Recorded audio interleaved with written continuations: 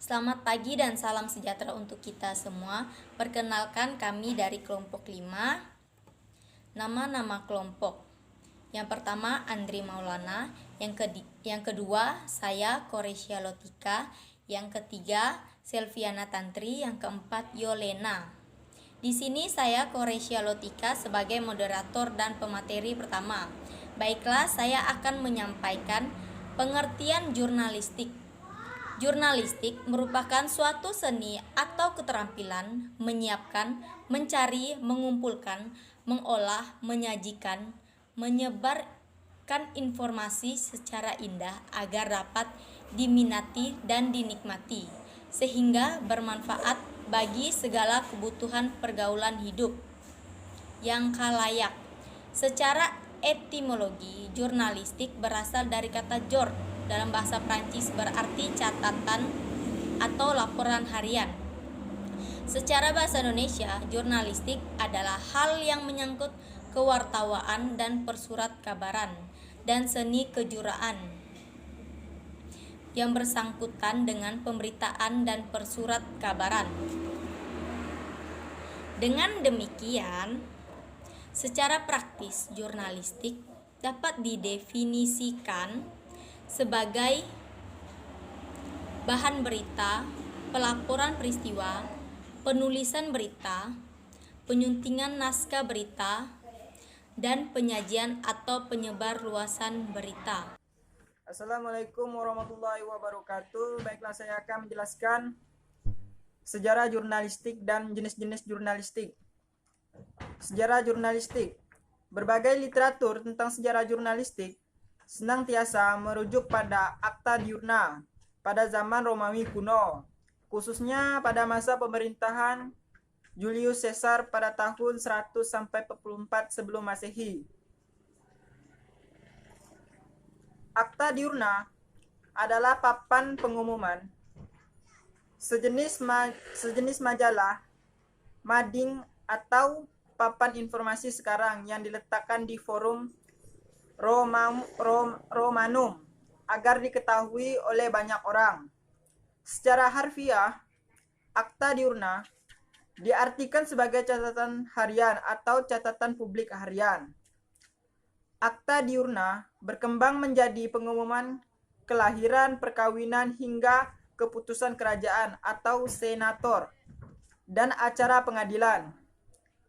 Akta Diurna diyakini sebagai produk jurnalistik pertama sekali pres media massa atau surat kabar, koran dunia. Julius Caesar pun disebut sebagai bapak pres dunia. Jenis-jenis jurnalistik.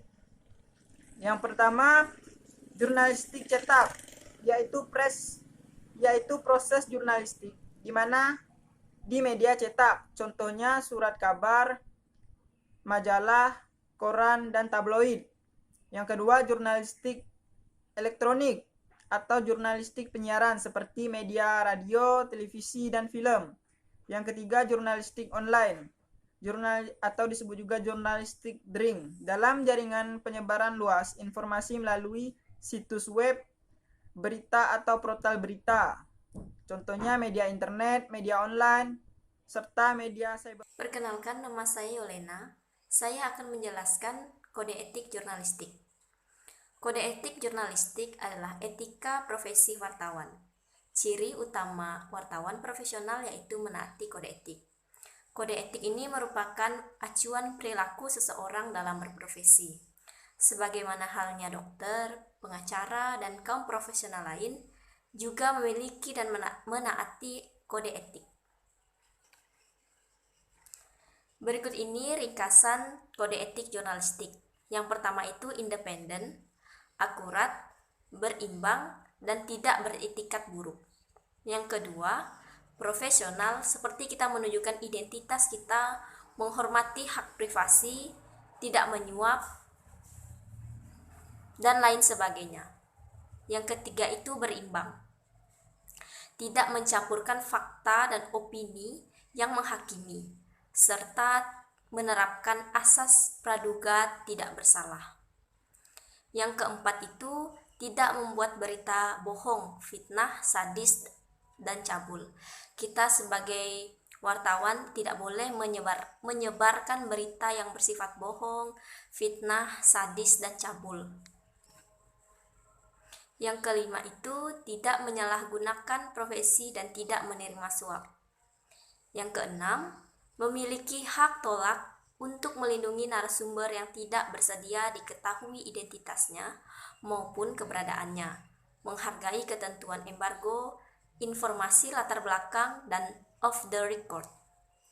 Yang ketujuh, tidak menulis atau menyiarkan berita berdasarkan prasangka atau diskriminasi sara. Yang kedelapan itu, hormati kehidupan pribadi kecuali untuk kepentingan publik. Yang kesembilan, segera mencabut, meralat, dan memperbaiki berita yang keliru atau tidak akurat, disertai dengan permintaan maaf kepada pembaca, pendengar, atau pemirsa. Jadi, jika ada berita yang tidak sesuai atau tidak bisa diperdengarkan oleh publik, kita segera mencabut atau meralat atau memperbaiki berita tersebut agar para pendengar tidak keliru menanggapinya. Yang ke-10 itu layani hak jawab dan hak koreksi secara profesional. Kemudian saya akan menjelaskan mengenai bahasa jurnalistik. Bahasa jurnalistik juga disebut bahasa media, bahasa pers, bahasa koran, atau bahasa wartawan. Ini merupakan gaya bahasa yang sering digunakan wartawan dalam menulis berita dengan karakteristik yang singkat, padat, jelas, sederhana, lugas, dan menarik. Seorang pakar bahasa Indonesia yang bernama Jus Badudu menyatakan bahasa jurnalistik harus sederhana, mudah dipahami, teratur, dan efektif. Saya Selviana Tantri. Di sini saya akan menjelaskan slide ke-7 dan 8. Yang pertama, teknik jurnalistik. Keahlian. Teknik jurnalistik ini adalah keahlian atau keterampilan kita, khususnya dalam mewawancarai, penulisan dan penyusunan. Ini juga termasuk teknik yang keahlian yang perlu kita kuasai dalam jurnalistik atau wawancara ya. Yang pertama, teknik reportase. Wartawan juga harus piawai mewawancara dan mengamati peristiwa. Yang kedua, news writing. Penulisan berita ini adalah keterampilan yang utama. Ya, penulisan berita itulah keterampilan yang pertama yang perlu dikuasai juga oleh wartawan. News reporting, khususnya wartawan di TV dan radio, harus piawai menyajikan berita secara langsung atau presenter berita di studio. Yang keempat, editing. Wartawan harus menguasai penyuntingan naskah sebelum dipublikasikan. Ya, editing sangatlah perlu bila itu akan ditampilkan di media cetak atau media massa, baik di televisi, handphone mungkin, seperti itu. Yang kelima, bahasa jurnalistik. Wartawan harus menguasai yakni bahasa pers, bahasa media dengan ringkas, lugas, dan mudah dipahami. Itu slide yang pertama, yang dimana teknik jurnalistik itu mempunyai 5 teknik yang harus dikuasai oleh wartawan. Yang kedua, slide yang ke-8, bentuk-bentuk jurnalistik. Di sini banyak ragam daripada bentuk jurnalistik. Yang pertama, jurnalistik media cetak, newspaper and magazine journalism. Di sini dipengaruhi oleh 2 faktor, yakni faktor verbal dan visual. Verbal sangat menekankan pada kemampuan kita memiliki dan menyusun kata dalam rangkaian, kalimat, dan paragraf yang efektif dan komunikatif.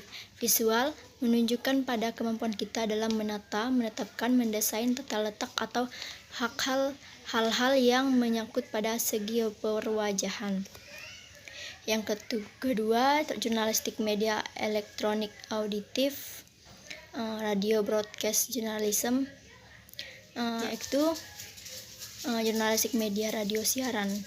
Lebih banyak dipengaruhi oleh dimensi verbal, teknologikal, dan fisikal. Verbal berhubungan dengan kemampuan menyusun kata, kalimat, paragraf secara efektif dan komunikatif. Teknologikal berkaitan dengan teknologi yang mungkin, kayak pancar radio dapat ditangkap dengan jelas.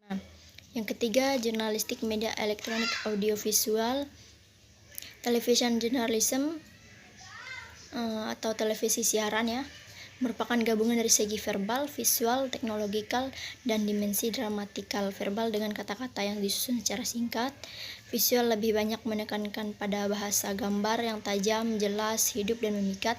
Teknologikal berkaitan dengan daya jangkau, siaran, kualitas suara, dan gambar yang dihasilkan serta diterima oleh pesawat televisi penerima di rumah-rumah. Dan yang ke slide selanjutnya, termasuk di slide 8 masih ruang lingkup jurnalistik. Yang pertama, konsep dasar jurnalistik yang meliputi definisi konsep, fungsi, historisitas jurnalistik. Yang kedua, ragam dan karakter jurnalistik yang berisikan bentuk jurnalistik secara aplikasi yang disesuaikan dengan media dan tren jurnalistik. Yang ketiga, profesi jurnalis dan kelembagaannya. Yang keempat, jurnalistik aplikasi yang berisikan sumber karya jurnalistik, bahasa dan teknik jurnalistik, dan ragam karya jurnalistik. Yang terakhir, yang kelima, spirit moralitas aktivitas jurnalistik yang tercermin dalam etika jurnalistik. Baiklah, di sini saya sebagai moderator akan menyimpulkan. Jurnalistik merupakan suatu seni atau keterampilan menyiapkan, mencari, mengumpulkan, mengolah, menyajikan, menyebarkan informasi secara indah agar dapat diminati dan dinikmati sehingga bermanfaat bagi segala kebutuhan pergaulan hidup khalayak. Sekian penjelasan dan penyampaian dari kelompok kami. Mohon maaf jika ada kata-kata yang kurang berkenan. Kami mohon maaf. Sekian dan terima kasih.